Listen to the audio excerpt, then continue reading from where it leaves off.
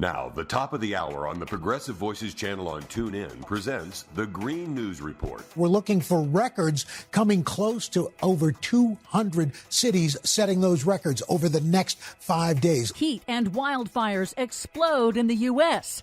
and in Greece and in the Middle East. Our standard water supply has been cut in half. Calgary grapples with water crisis. Plus, major railway ordered to pay $400 million to Native American tribe for trespassing. Good.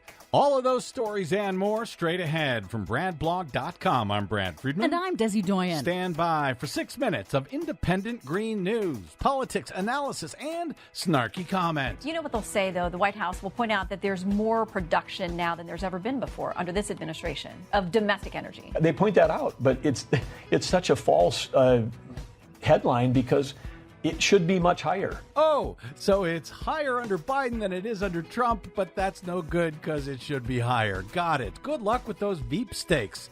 North Dakota Governor Doug Burgum, this is your Green News Report. Okay, Desi Doyen, it seems like a Fox News anchor accidentally called out a fact there, confused everybody over at Fox.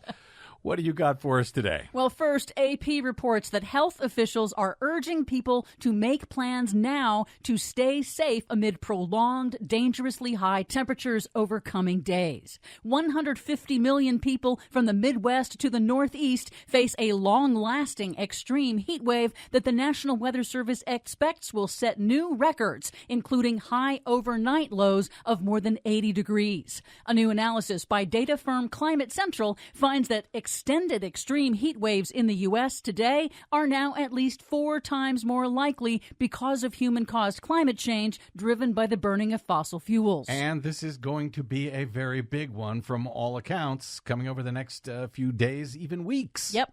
And it's fire weather in California, where officials say 15 fires started across the state since Saturday due to a combination of intense heat, high winds, low humidity, and unusually warm overnight temperatures. And the smoke is deadly. A new UCLA study, the first ever to analyze the effects of chronic smoke exposure, calculated that wildfire smoke killed more than 50,000 Californians between 2008 and 2018. That's because wildfire smoke contains particles tiny enough to enter the bloodstream when inhaled, increasing the risk of premature death from heart and lung disease. The study estimated the economic impacts of smoke exposure were as much as $450 billion over 10 years. We got to get out of California. But where would we go? Europe is also grappling with earlier than usual heat and fires. Well, we can't go there. Officials in Greece closed schools and ancient sites like the Acropolis in the afternoons amid the earliest heat wave ever recorded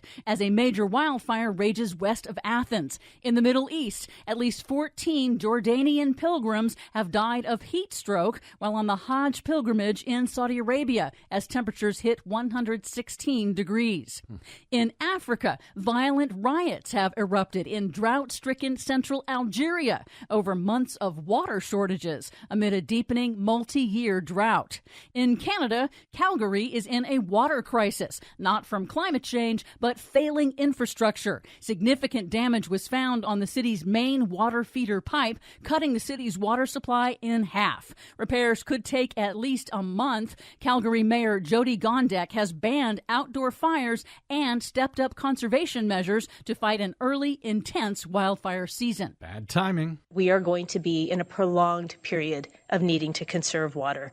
Yesterday, your consumption hit an all-time low, and I cannot thank you enough for taking that call to action seriously. Better news in France. A surge in cheap renewable energy has caused French nuclear power plants to power down. Literally. Bloomberg News reports that last week in France, wholesale electricity prices turned negative thanks to robust output from cheaper solar and wind generation, pushing some French nuclear plants offline because they could not compete on price. Excellent. And finally, back here at home, In Washington state, a federal judge has ordered BNSF Railway to pay the Native American Swinomish tribe nearly $400 million for trespassing. The judge determined that BNSF deliberately violated a 1991 agreement, vastly increasing the number of rail cars shipping oil across the reservation's sensitive marine ecosystems, running 100 cars a day instead of just 25. The $400 million judgment is based on how much in profits BNSF made while trespassing. That's Warren Buffett's train company, ain't it? Yes, it is. Good. He's got $400 million to spare. For much more on all of these stories and the ones we couldn't get to today, check out our website at greennews.bradblog.com. Find, follow, and share us planet-wide on the Facebooks, Mastodons, and sites still known as Twitter at Green News Report. I'm Brad Friedman. And I'm Desi Doyen. And this has been your Green News Report. PV brings you the best progressive audio and video in one free stream. Stephanie Miller, Tom Hartman, Randy Rhodes, David Packman, Brad Friedman, and more. Search Progressive Voices on the TuneIn app. Download the free Progressive Voices app or go to progressivevoices.com.